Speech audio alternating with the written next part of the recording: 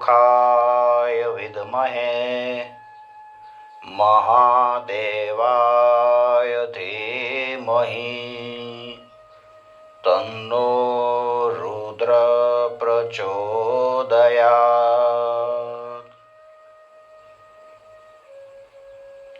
शिव महापुराणમાં શતરુદ્ર સંહિતામાં સદાશિવનો હનુમાન અવતાર બતાવ્યો છે.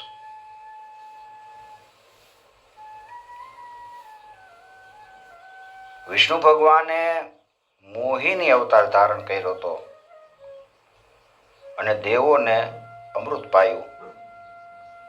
એ મોહિની સ્વરૂપથી મહાદેવ કામાસક્ત થઈ ગયા.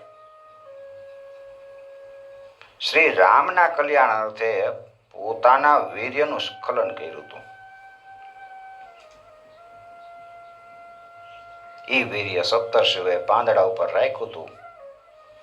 એ મહર્ષિઓએ ભોળાનાથના વીર્યને શ્રી રામના કાર્ય માટે ગૌતમની પુત્રી અંજના વિશે એના કાનમાં પ્રવેશ આવ્યો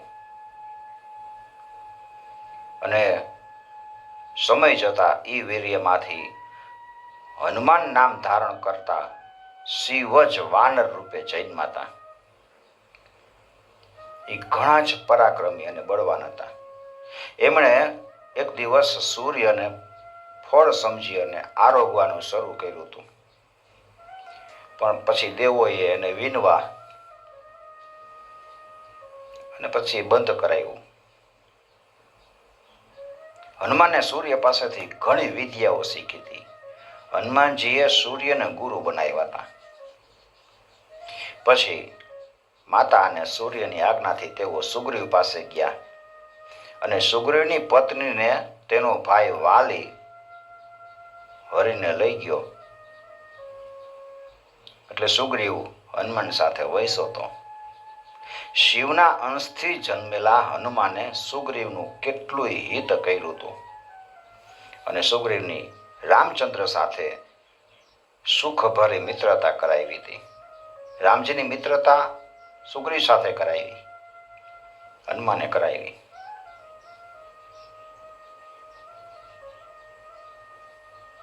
અને પછી રામે વાલીનો વધ કર્યો. સુગ્રીવને એની પત્ની અને રાજ્ય પ્રાપ્ત કરાવ્યા.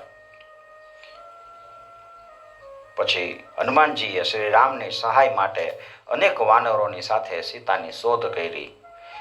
એણે લંકામાં પ્રવેશીને રામજીની વીંટી સીતાજીને આપી અને પોતાના પૂંછડા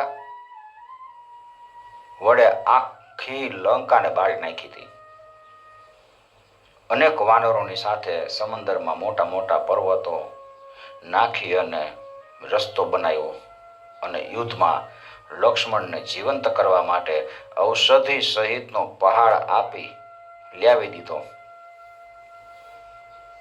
શ્રી રામને સહાય કરી હતી